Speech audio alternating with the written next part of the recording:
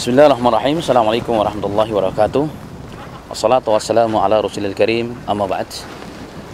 Ikhwani wa ahbabi fillahi subhanahu wa ta'ala. Dalam Al-Quran, Allah subhanahu wa ta'ala memuji hamba-hamba Allah yang selalu memperhatikan ciptaan Allah, yang selalu menciptakan, yang selalu memperhatikan perputaran, peredaran waktu antara siang dengan malam. Alladzina yadhkuruna Allaha qiyaman wa qu'udan wa 'ala junubihim wa yatafakkaruna fil khalqis samawati wal ard. Rabbana ma khalaqta hadza batila subhanaka wa qina adzabannar. Dan orang-orang yang mengingat Allah, yadhkuruna Allaha qiyaman wa qu'udan, berdiri, dalam duduk, dalam kondisi berbaring, kemudian memperhatikan ciptaan Allah subhanahu wa ta'ala. Kemudian dia mengatakan, Rabbana ma khalaqta hadza batila. Ya Rabb, segala yang kulihat ya Rabb dari ciptaanmu, yang nampak atau yang tidak nampak, yang kecil atau yang besar seperti lautan ya Rabb, ma khalaqta hadza batila, tidak kau ciptakan ya Rabb kecuali ada tujuan dan maksud, tanpa dengan kebatilan, tanpa menciptakan sesuatu abatha, tanpa tujuan dan tanpa maksud. Rabbana wa qina adzabannar, ya Rabb ampunilah kami, selamatkanlah kami dari azab api neraka.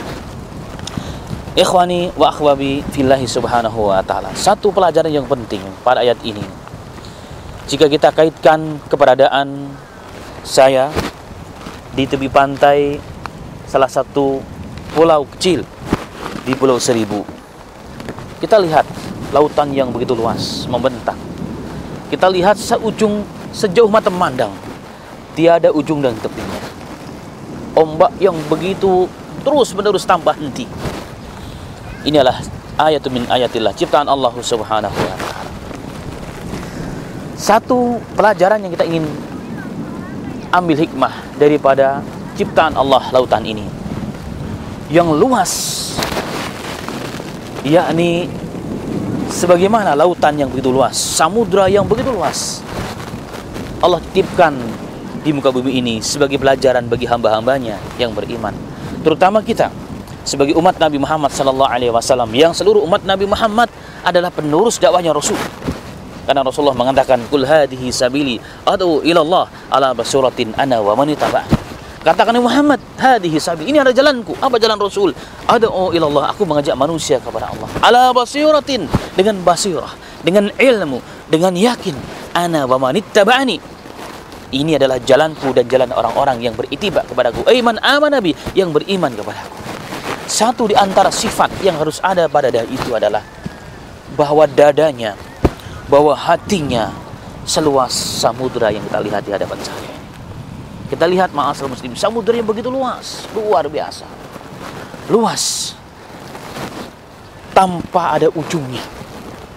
Tanpa ada ujungnya. Yang dalamnya pun tidak terkira. Tetapi kita lihat, maksud dia kelihatan tenang kalau dilihat dari jauh. Tapi sesungguhnya dia bergolak. Tenang, tapi dia bergerak. Begitulah dai.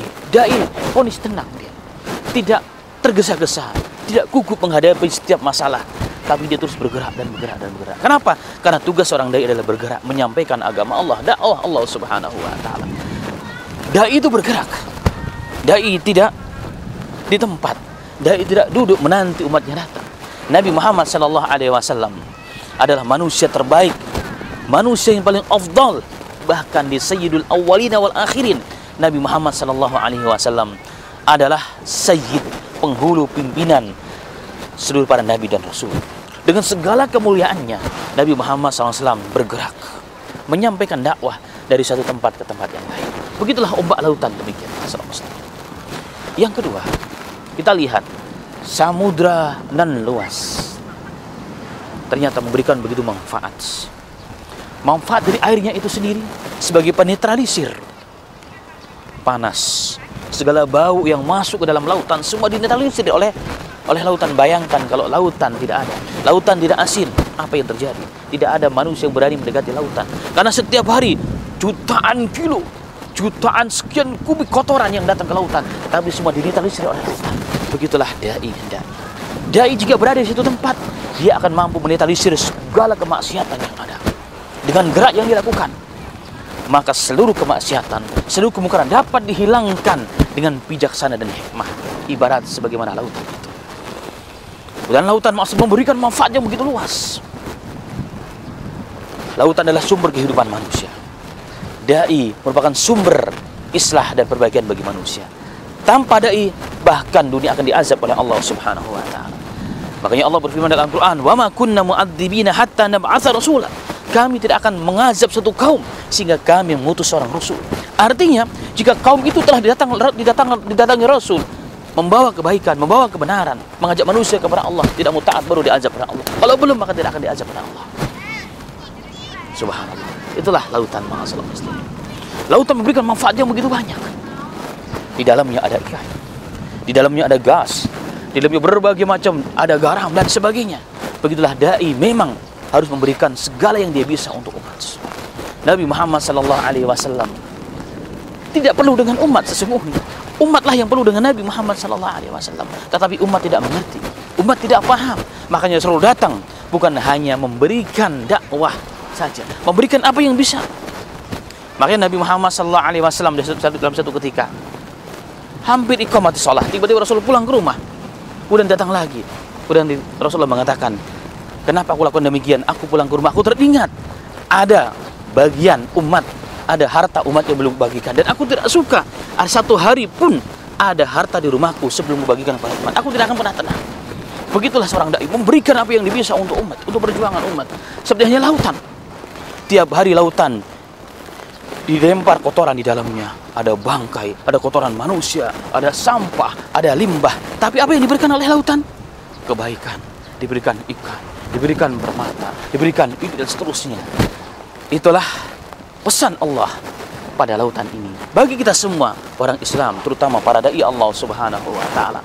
Jadilah kita seperti lautan, hati kita seperti lautan. Memang Allah ciptakan manusia kecil, tapi dadanya bisa lebih luas daripada lautan sesungguhnya. Sebagaimana Nabi Muhammad SAW, apanya datang kepada lautan akan dimaafkan. Begitulah Rasulullah memaafkan umat. Subhanallah, tidak mudah mendoakan dengan doa yang tidak baik. Rasulullah pernah mengatakan setiap nabi punya doa yang mustajabah, tapi semua mereka telah gunakan doanya untuk menghancurkan umat. Setelah mereka tidak tahan dengan ujian, dengan berbagai macam ujian yang diberikan oleh umat, tuduhan kepada umat, pembangkangan kepada umat, perlawanan terhadap kepada para nabinya. Tapi Nabi Muhammad SAW menyimpan doanya, menyimpan doa Rasulullah nanti diberikan pada hari kiamat untuk umatnya. Rasul ingin mendoakan umatnya, ingin memberikan syafaat bagi umatnya agar mereka dapat selamat daripada azab Allah, masuk surganya Allah Subhanahu wa taala, atau umatnya yang di bawah surganya sehingga dapat dinaikkan oleh Allah Subhanahu wa taala, disimpan sebagai syafaat bagi umatnya. Ma'asal muslimin, ikhwani wa ahbabi fillahi subhanahu wa ta'ala. Semoga Allah berikan hikmah kepada kita, Allah berikan pemahaman kepada kita. Jadilah kita dai-dai yang hatinya, yang dadanya seperti lautan, dan juga ilmunya seperti samudra yang luas tidak bertepi. Hendaknya seorang dai membekali dirinya dengan hati dan sifat seluas lautan, dan juga ilmu sedalam dan seluas lautan, agar dapat berdakwah dengan ilmu, dengan bijak, dengan hikmah, dengan basirah, sebagaimana dicontohkan oleh Nabi kita, dicontohkan oleh salafun salih rahmatullah alaih. Wafaqna wa iyyakum, semoga Allah berikan taufik kepada kita semuanya. Walhamdulillahirabbil alamin. Assalamualaikum warahmatullahi wabarakatuh.